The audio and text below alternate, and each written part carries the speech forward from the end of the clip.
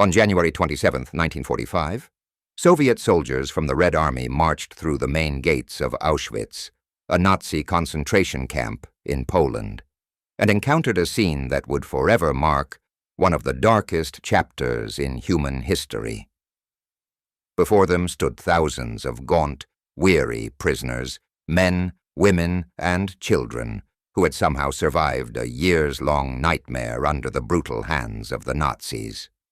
Surrounding them were piles of shoes, locks of hair, and personal belongings, the haunting remnants of more than 1.1 million souls who had perished within these barbed wire confines, the vast majority of them Jews. Auschwitz wasn't just a camp.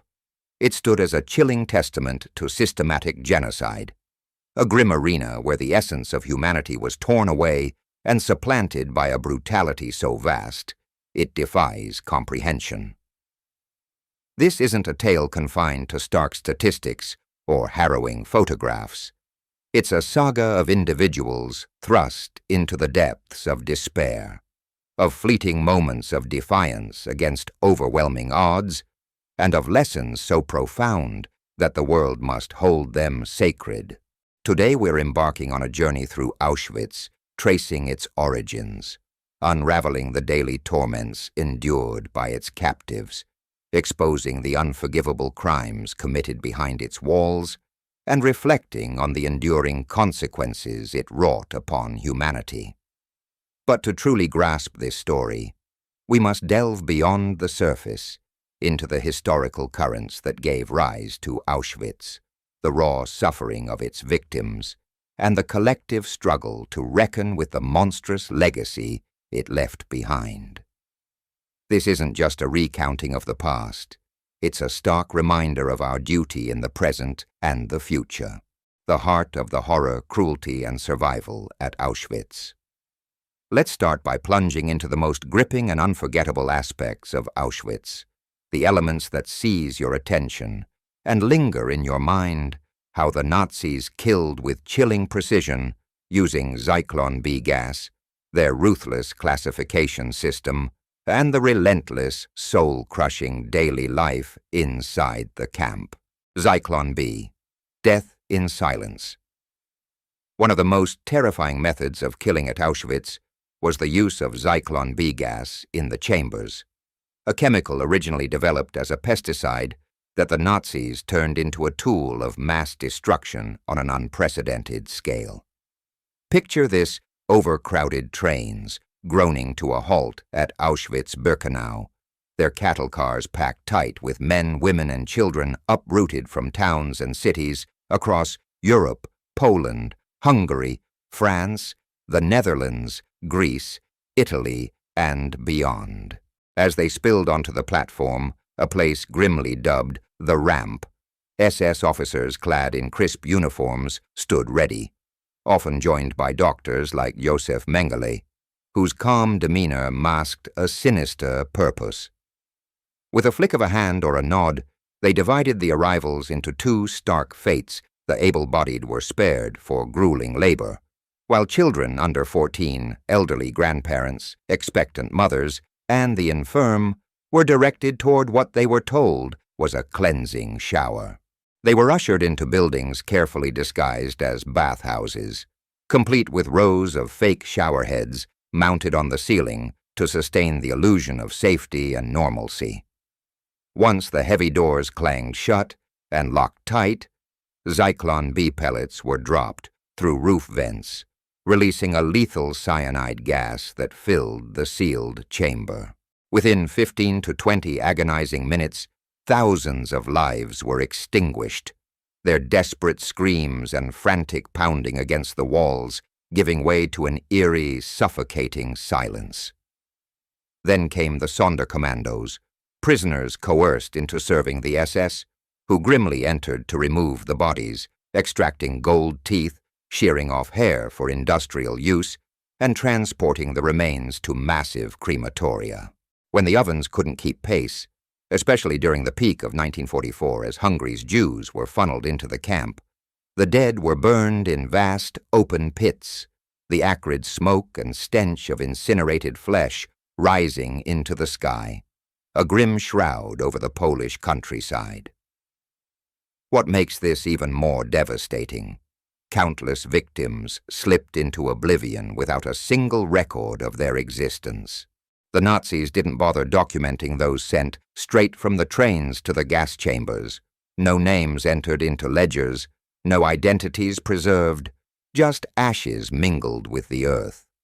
Particularly the most vulnerable, infants too young to walk, elderly too frail to work, were erased entirely from history's pages. Historians estimate that hundreds of thousands vanished this way, their stories lost forever, leaving a gaping void in our understanding of humanity's loss. This anonymity isn't merely a personal tragedy, it's a collective wound, a haunting realization that we'll never fully comprehend the true breadth of the atrocities unleashed at Auschwitz. The classification system, a symbol of division. The Nazis didn't just kill, they controlled with a cold, calculated precision that stripped away dignity and sowed division. At Auschwitz, they implemented a chilling system of colored symbols stitched onto prisoners' tattered clothing, a method both to categorize and to fracture their spirits. Here's how it worked. Political prisoners, those who dared resist the regime, like underground fighters or outspoken activists, wore red triangles, marking them as threats to Nazi rule. German criminals, often tapped as brutal capos to oversee their fellow captives, were given green triangles and a measure of privilege within the camp's twisted hierarchy. Roma people, prostitutes, and those deemed asocial, a catch-all for the homeless, alcoholics, or anyone the Nazis scorned, bore black triangles. Gay men, viewed as deviants by the regime, were branded with pink triangles, often subjected to particularly vicious treatment. Jews, the largest group and the primary focus of the Nazi final solution, were forced to wear a yellow Star of David, a glaring badge that singled them out for the harshest abuse.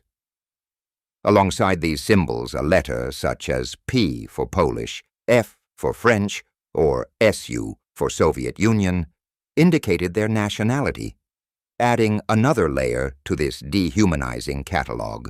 This wasn't just about organization. It was a deliberate strategy to break unity. German criminals were elevated, handed scraps of power and extra rations to lord over others, while Jews were shoved to the bottom, bearing the full weight of Nazi cruelty.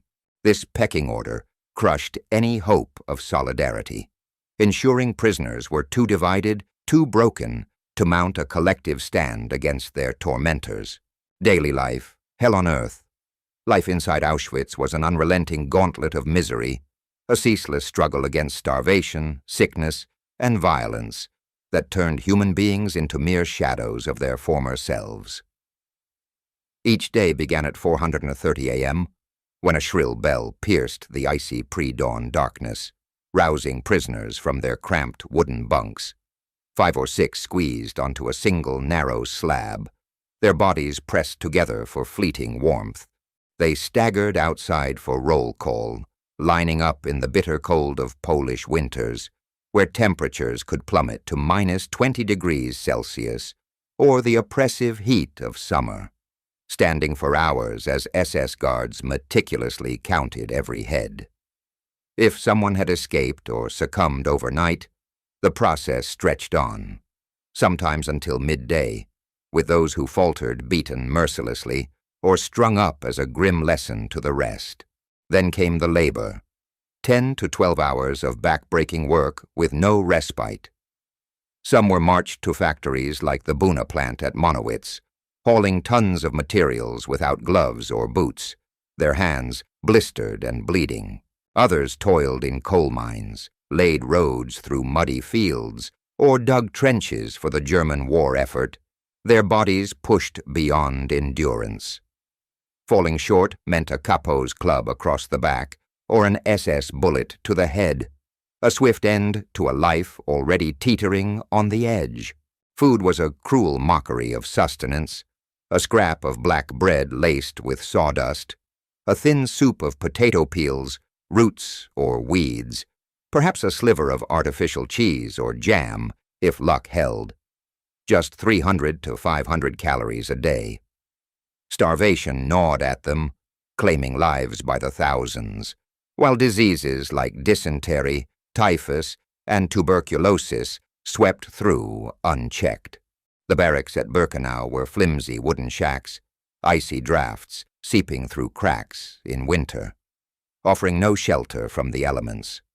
Latrines were open pits, reeking with filth, lacking water or sanitation, a breeding ground for illness that killed as surely as hunger. Survivor Sarah Nomberg-Przytyk captured the despair. We weren't human anymore. We were ghosts waiting for death. These scenes, the gas chambers, the symbols, the daily torment, offer a stark glimpse into Auschwitz's brutality. But to see the full picture, we need to explore how this nightmare began, the other crimes it concealed, and the aftermath it left behind. The roots of the nightmare. How Auschwitz began to understand Auschwitz's origins. We must travel back to the turbulent years following World War I, a time when Europe was still reeling from the devastation of a conflict that had claimed millions of lives and redrawn the continent's borders. Germany, defeated in 1918, found itself on the losing end of a punishing agreement, the Treaty of Versailles, signed in 1919. This treaty forced Germany to cede significant territories, such as Alsace-Lorraine to France and vast eastern lands to a newly reconstituted Poland, effectively shrinking its borders and wounding its national pride. The German military, once a formidable force, was slashed to a mere 100,000 troops, stripping the nation of its ability to defend itself or project power. On top of that, Germany was saddled with a staggering debt, billions of marks in reparations payments to the victorious Allied powers, a financial burden that crippled its already fragile economy. By the early 1920s, the German economy had spiraled into chaos. Hyperinflation gripped the nation, driving the cost of basic goods to astronomical heights. A loaf of bread, once a few pfennigs, soared to millions of marks as the currency became nearly worthless. Families watched helplessly as their savings evaporated, and the middle class, shopkeepers, teachers, civil servants, found themselves plunged into poverty alongside unemployed workers and disillusioned war veterans. The streets of Berlin, Munich, and other cities buzzed with unrest as protests flared and political factions clashed in a desperate bid for control. This widespread anger and desperation created a fertile ground for radical voices promising a return to glory, a restoration of the pride and prosperity Germany had lost. Into this volatile mix stepped Adolf Hitler, a former soldier who had fought in the trenches of World War I and emerged embittered by Germany's defeat. With a commanding presence and an uncanny ability to stir crowds, Hitler seized upon the nation's discontent to build the National Socialist German Workers' Party, better known as the Nazi Party. Starting as a fringe group in the beer halls of Munich, the Nazis grew rapidly, fueled by a toxic blend of extreme nationalism and a virulent hatred of Jews, whom Hitler blamed for Germany's woes. He painted a picture of a grand, revitalized Germany, a Third Reich, that would reclaim its lost territories, rebuild its military might, and purge the nation of those he deemed responsible for its downfall. By 1933, the Nazis had gained enough support to dominate elections, and Hitler was appointed Chancellor, a position he quickly leveraged to dismantle democracy. Just months into his rule, a suspicious fire broke out in the Reichstag, the German parliament building, which the Nazis claimed was a communist plot, though many historians believe it was staged by Hitler's own operatives. Seizing the moment, Hitler declared a state of emergency, suspending civil liberties and consolidating absolute power. Opposition parties were outlawed, their leaders arrested or driven into hiding. The free press was silenced, replaced by a flood of Nazi propaganda that saturated newspapers, radio broadcasts, and public rallies. Labor unions were crushed, their members forced into compliance or exile. In less than a year, Germany transformed from a fragile democracy into a totalitarian state, with every aspect of life, education, culture, religion brought under the iron grip of the Nazi Party. From the moment they took power, the Nazis zeroed in on the Jewish population as their primary scapegoat. In 1935, the Nuremberg Laws were enacted, stripping Jews of citizenship, banning intermarriage or relationships with Germans, and barring them from professions like medicine, law, and education. Jewish-owned businesses faced boycotts, their storefronts defaced with hateful slogans or smashed outright. Jewish families saw their properties confiscated, their savings seized, and their children expelled from public schools, forced into isolation or makeshift classrooms. The persecution escalated on November 9 to 10, 1938, with Kristallnacht, the Night of Broken Glass, when Nazi stormtroopers and civilian mobs unleashed a wave of violence across Germany and Austria. Thousands of Jewish shops, synagogues, and homes were looted and destroyed, their windows shattered into the streets. Over 30,000 Jewish men were arrested in the aftermath, many shipped off to the earliest concentration camps like Dachau and Buchenwald. This brutal pogrom marked a turning point, signaling the Nazis' shift from harassment to outright extermination. When World War II erupted in September 1939 with Germany's invasion of Poland, the Nazis seized the opportunity to enact their most ambitious and sinister plan, yet the final solution to eliminate Europe's estimated 11 million Jews. On January 20, 1942, a group of high-ranking Nazi officials gathered at a villa by Lake Wannsee in Berlin to finalize the details. Led by Reinhard Heydrich, with Adolf Eichmann handling logistics and Heinrich Himmler overseeing the SS, they mapped out a chilling blueprint for genocide. Concentration camps would be transformed into death camps, equipped with gas chambers and crematoria to kill on an industrial scale. Auschwitz was chosen as the centerpiece of this murderous operation, thanks to its strategic location at a major rail junction and its potential for rapid expansion. What had begun as a policy of exclusion and persecution now became a relentless campaign to erase an entire people from existence. Auschwitz started as an aging Polish military barracks near the town of Oswiecim, roughly 40 miles west of Krakow. A quiet spot nestled in the rolling hills of southern Poland. In April 1940, Heinrich Himmler ordered its conversion into a concentration camp, envisioning a facility to detain and break those who opposed Nazi rule. The first prisoners arrived on June 14, 1940, mostly Polish intellectuals, priests, and resistance fighters, deemed threats to Germany's occupation of Poland. These early captives faced a harsh, but still rudimentary regime, confined within the camp's brick buildings and barbed wire fences, subjected to forced labor and brutal discipline. But Himmler's ambitions stretched far beyond a mere prison. Rudolf Höss, a seasoned SS officer with a criminal past, he'd served time for murder before joining the Nazi ranks, was appointed as the camp's first commandant. Under his leadership, Auschwitz began its transformation into something far more sinister. In 1941, Himmler ordered the construction of Auschwitz, their second Birkenau, located about 2 miles from the original site. Unlike Auschwitz I, with its solid brick structures, Birkenau was a sprawling expanse of hastily built wooden barracks, designed to cram in over 100,000 prisoners at a time. This wasn't just a camp.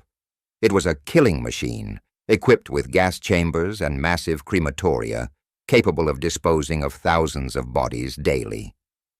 The site's muddy fields and ramshackle shelters stood in stark contrast to the meticulous planning behind its purpose to serve as the epicenter of the Nazis' extermination efforts.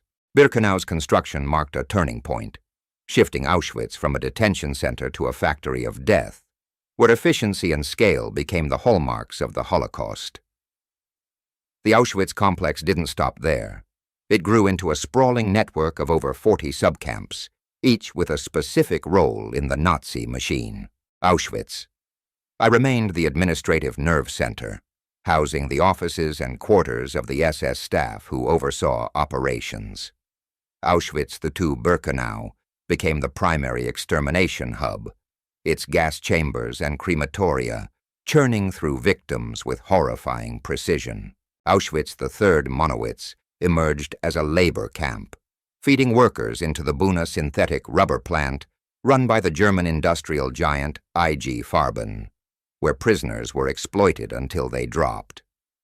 Smaller subcamps dotted the region, supporting everything from coal mines to armament factories, all tied into Germany's war effort. This intricate web made Auschwitz the most versatile and deadly of all Nazi concentration camps, a place that functioned simultaneously as a prison, a factory, and a slaughterhouse. Captured Nazi documents reveal the chilling precision of this operation. In a speech delivered on October 4, 1943 in Poznan, Heinrich Himmler addressed a gathering of SS officers with a declaration that left no room for doubt. "We must make this people, the Jews, disappear from the earth. It's our historic mission." His words weren't empty rhetoric. They were backed by detailed records like the Jager Report, compiled by the Einsatzgruppen, mobile killing squads that roamed Eastern Europe. This report meticulously logged the execution of over 1 million Jews in towns and villages, shot in ditches or fields over a span of just 2 years. Another document, the Wannsee Protocol, outlined the logistics of the final solution. With cold efficiency, Adolf Eichmann calculated that Birkenau's gas chambers could process 2,500 people at a time, cycling through multiple rounds daily. These weren't haphazard acts of violence. They were the product of a meticulously engineered genocide, executed with the coordination of thousands of officials, engineers, and soldiers across the Nazi regime. The depths of depravity. Experiments and perpetrators Auschwitz held a grim mix of victims the Nazis branded enemies of the Reich. Of the 1.3 million sent there, about 1.1 million were Jews from across Europe, Poland, Hungary, France, Holland, Greece, Italy. Another 140,000 Poles, mostly political prisoners and resistance fighters, joined them, along with 23,000 Roma and Sinti, 15,000 Soviet POWs, and thousands more gay men, Jehovah's Witnesses, and asocials like the homeless or alcoholics. Beyond the gas chambers, prisoners endured relentless cruelty. SS guards staged public beatings with bullwhips or spiked clubs to keep them in line. One common punishment was hanging prisoners upside down by ropes for hours, knocking them out or killing them. Escape attempts landed you in standing cells, tiny boxes where you couldn't sit or lie for days without food or water. It wasn't just physical, it shattered their spirits, turning people into walking husks. The Nazis didn't stop at killing. They twisted science into torture. Josef Mengele, a doctor with PhDs in medicine and anthropology, earned the title Angel of Death. Polished and calm, he'd whistle classical tunes while deciding who lived or died at the ramp. Obsessed with eugenics, a warped idea to perfect the Aryan race, he experimented on twins, dwarfs, and anyone unusual. He'd inject dye into kids' eyes to change their color, transplant organs without anesthesia, even sew gypsy twins together to make conjoined siblings. Most died in agony or were killed for dissection. Mengele slipped away after the war, dying free in Brazil in 1979. Irma Gracie, a guard at Auschwitz and Bergen-Belsen, was equally ruthless. Trained at Ravensbrück under Karl Gebhardt, who infected prisoners' wounds to test drugs, she brought her savagery to Auschwitz. With a whip or heavy boots, she'd beat prisoners bloody, sometimes unleashing starved dogs on them. Her early taste of violence turned her into a fiend who thrived on suffering. These weren't lone acts. They reflected the Nazis' sham science. Under the pretense of medical progress, SS doctors excused their brutality, but it was a front for cruelty and power. Post-war records show these experiments offered little real value, just sadism cloaked as research. The end and the aftermath. On January 27, 1945, the Soviet Red Army stormed Auschwitz, finding 7,000 skeletal survivors amid mountains of evidence, shoes, hair, suitcases. Before fleeing, the SS torched records and forced 60,000 prisoners on brutal death marches to camps like Bergen-Belsen and Buchenwald, with thousands dying from hunger, cold, or bullets. At Dachau, U.S. troops from the 45th Infantry Division hit the camp on April 29, 1945, uncovering 30 train cars of rotting bodies and 30,000 survivors, walking skeletons. Rage boiled over dozens of SS guards were shot or beaten to death by GIs and prisoners, some caught trying to hide in camp clothes. Survivors faced a new fight, rebuilding lives with nothing left. Families gone, homes stolen, bodies ravaged by disease, minds scarred by trauma. Many, like Primo Levi, wrestled with guilt for outliving others. Going home often meant cold stares from neighbors who'd seized their property, driving many to start over in Israel, the U.S., or elsewhere. The Holocaust sparked Israel's birth in 1948, a haven for Jews after centuries of persecution, and defined crimes against humanity in global law. Places like Yad Vashem in Jerusalem, the U.S. Holocaust Museum, and Auschwitz-Birkenau itself stand as vital reminders of hate's cost. The perpetrators Mengele lived out his days in hiding. Greece was hanged at 22 in 1945 after the Belsen trial. At Nuremberg, from 1945 to 1946, 22 top Nazis faced justice. 12 got the noose, including Rudolf Höss, Auschwitz's commander, hanged at the camp in 1947 after admitting to over 2 million deaths. Lessons for today. The Holocaust isn't just history, it's a warning. Later horrors, like Rwanda in 1994, with 800,000 Tutsis killed in 100 days, or Bosnia's Srebrenica massacre in the 90s, prove we're not immune to ethnic hatred. Today, racism and extremist movements remind us the Holocaust's lessons still matter. Every January 27th, International Holocaust Remembrance Day honors the victims and renews our pledge to stop such tragedies. Schools, documentaries, and sites like Auschwitz-Birkenau keep the story alive, ensuring kids know what's at stake. The Allies' slow response back then stretched the suffering, a lesson in acting fast against evil. Closing the legacy of Auschwitz. Auschwitz isn't just a place, it's a wake-up call about what hate and power can do when we look away. Telling this story honors the victims and commits us to a fairer world. History can't repeat, not on our watch. Imagine a future without ethnic wars or prejudice. That's why we keep this alive, so the next generation knows freedom and humanity take constant vigilance.